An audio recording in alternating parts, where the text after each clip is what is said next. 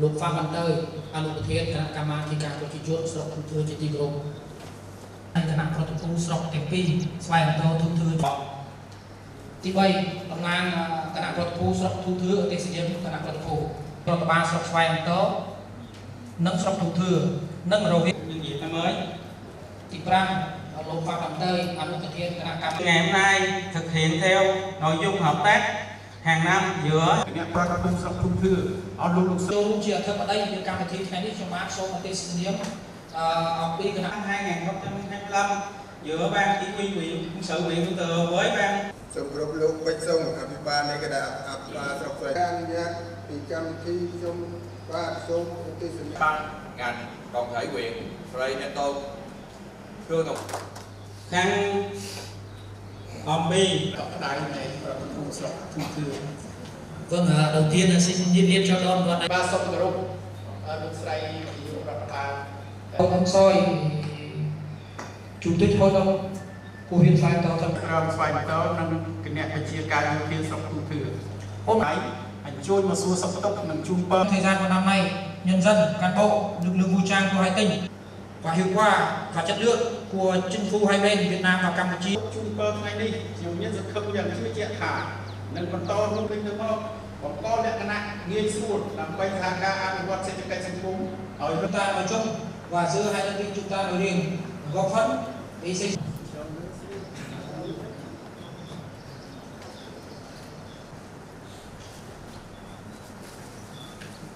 trong vài ngày nữa tôi xin kính chúc đoàn đại biểu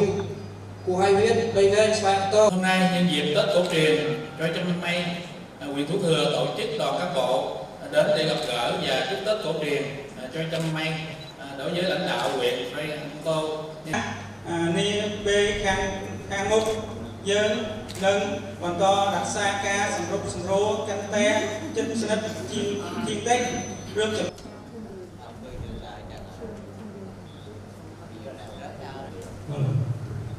Bác trong bác sông từ lúc thay của bác quân lục pháp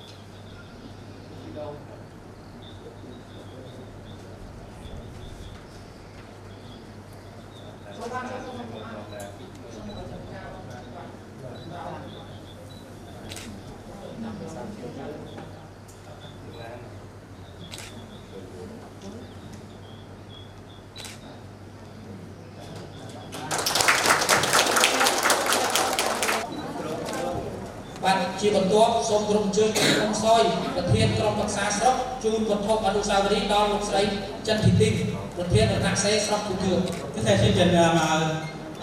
ông Soi thì sẽ mà tặng quà cho bà Trần Thị Tiếp.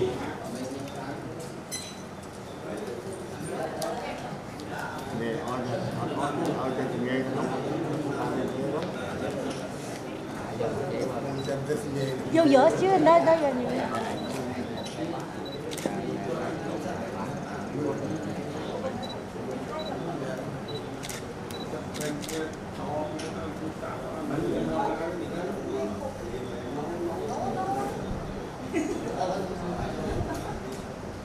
bạn chỉ còn tốt sông cùng chơi lục học bách thì ba rơm sọc xoay to thì còn không còn lục sao đi chun đo lục sấy nguyên thị tô nguyên ví dụ là ba cái nặng bạc sọc Cái chương trình bài ông Hóc Bích tặng quà cho bà Nguyễn Thị Tố Uyên, chánh văn phòng của ủy.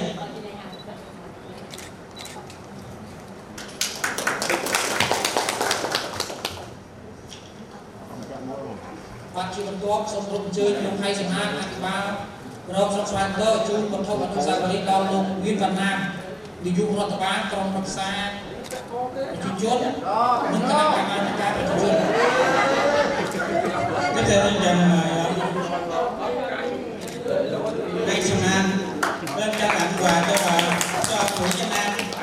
chánh văn phòng ủy ban nhân huyện.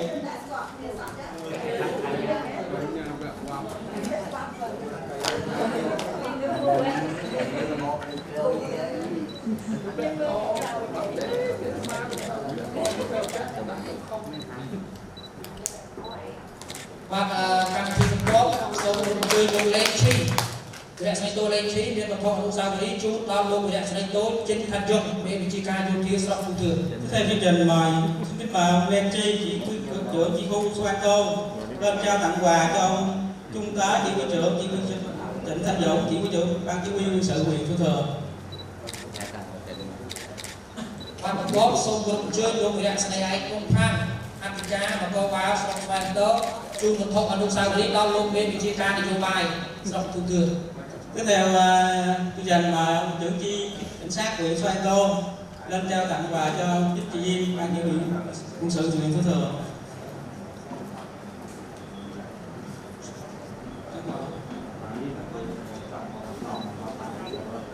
Ban tổng góp sông gồm chơi luôn rẽ sanh tây liêu cây la miền Chi Ca mùa than có mình một hát sọc Xoan Tô chú một thôn ở Sa Lý đo một tây du thia sọc phù thường.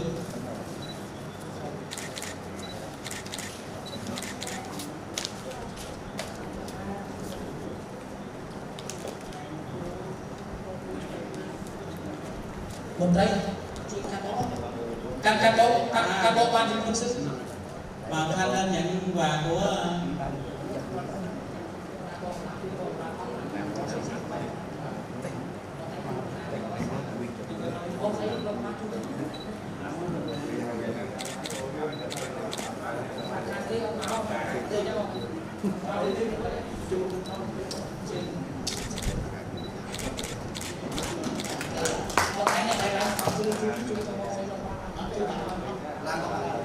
ban chỉ cần tốt sông rừng chơi nông sấy sáng sập pho và tận a chu một thôn ở nông sài đi nó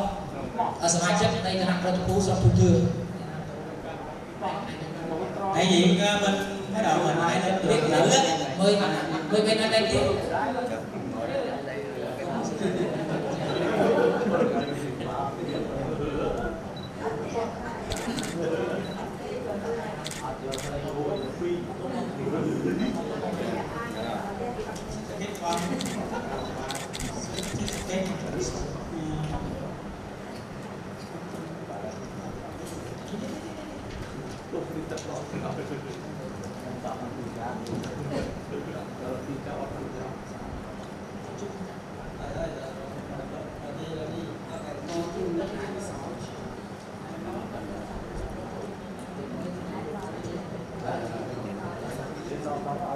banสมรมเชิญลูกชายเจนนี่ประเทศการไล่กับคนยุบชนในนาสระลายเงินกระทบอนุสาวรีย์จูนประตูสมรมเชิญ xin chào bà trưởng phòng giáo dục huyện Xoan Tô lên tặng quà cho trưởng phòng giáo dục huyện Thủ Thừa bà Nguyễn Thị Chiết Nhã.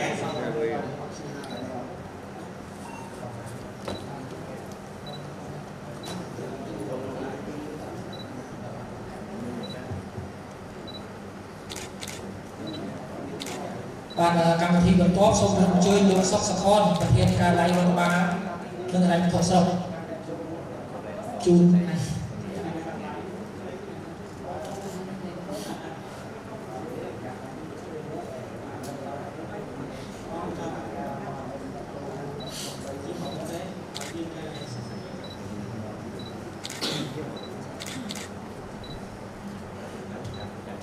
បន្ទាប់សូមក្រុមអញ្ជើញលោក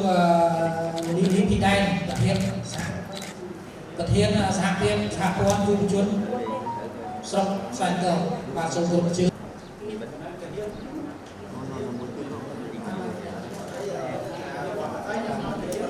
ទាប់សូមក្រុមអញ្ជើញលោកស្រីឈឹមច័ន្ទខន្តីនាយករដ្ឋបាលសាលាស្រុកជូនវត្ថុអនុស្សាវរីយ៍ដល់សមាជិករដ្ឋបាលស្រុកទូទឿបាទ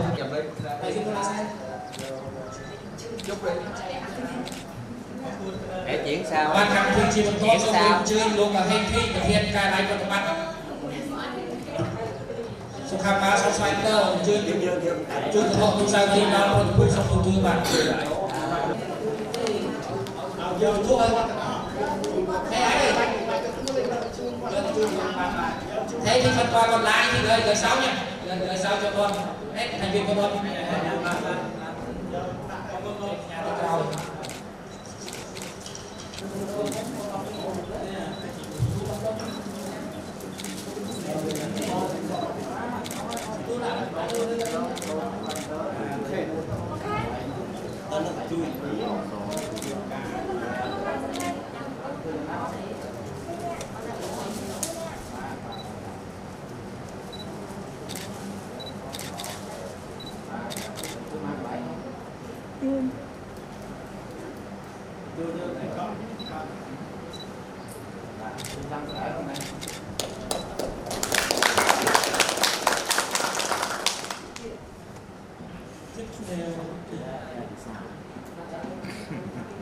Tiếp theo chương trình mình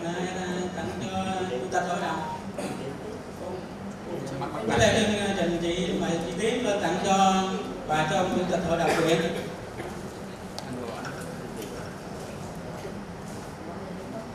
Lên đây. Qua đây không có nói ai tặng ai, qua đây đừng nói vậy hả? Anh đầy cơ. Đúng ở đây đâu.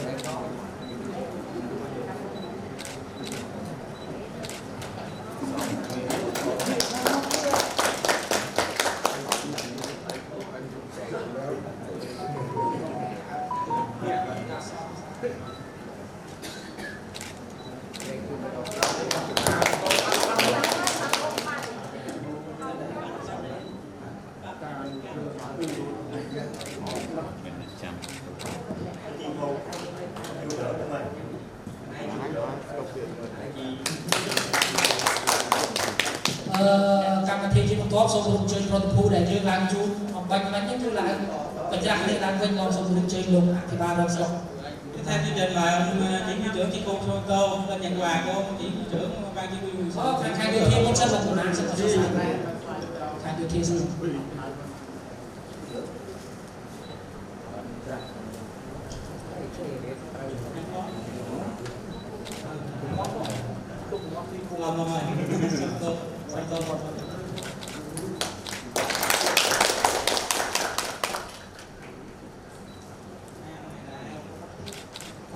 Chỉ một tốt thì số lượng chơi và ba đồng số. Phải tờ là cái tụ thuộc của xã hội có.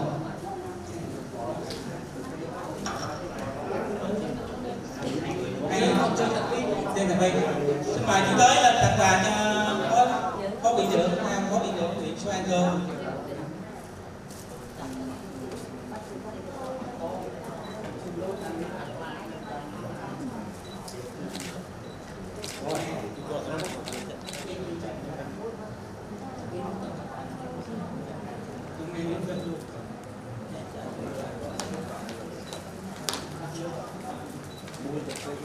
Ban tổ chức số lượng chơi lục Attica này là Attica của ba số xoay tớ là luôn bên Chica luôn là Han còn mình hát số xoay ở ba đồng chia sẻ. Tiếp theo chương trình mà ông Trịnh Chi Viên, ban chỉ huy sự huyện Thủ Thừa lên trao tặng quà cho ông trưởng chi cảnh sát huyện Xoay Tô. Chị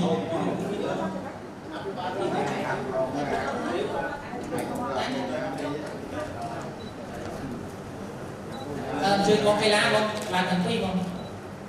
Làm pro cái này có không?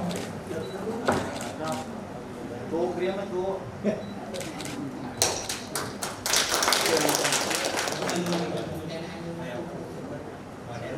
tiếp theo chương trình kính mời ông chỉ huy trưởng ban chỉ huy quân sự huyện Thủ Thừa và Trịnh Chi Viên lên tặng quà cho trưởng chi cảnh sát huyện Xuân An Tô và chỉ huy trưởng hiến binh huyện Xuân An Tô. Dũng.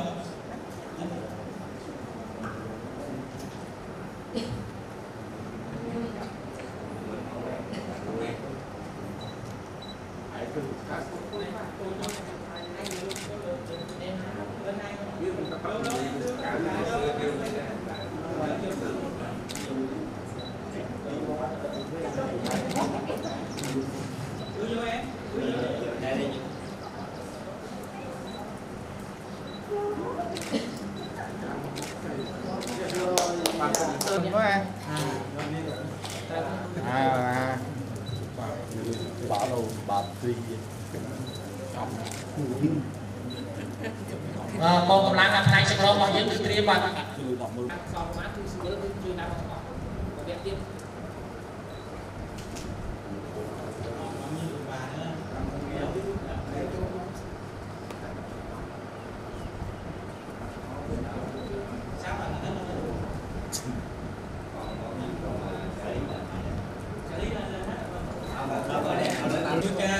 xong trên Luxury thì nó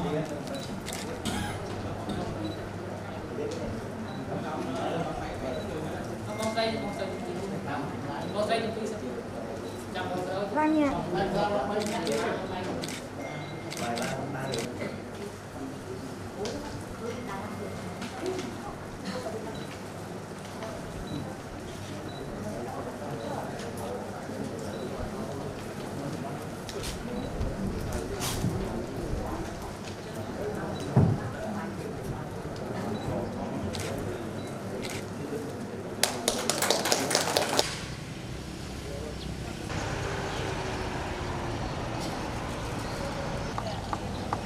Nghe đi.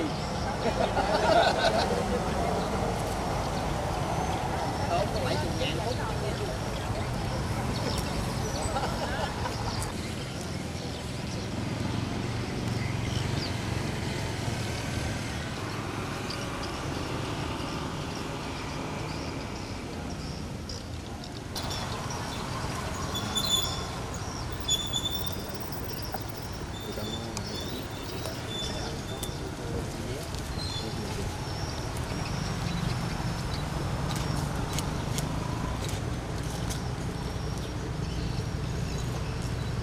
Tớp gì Hạnh?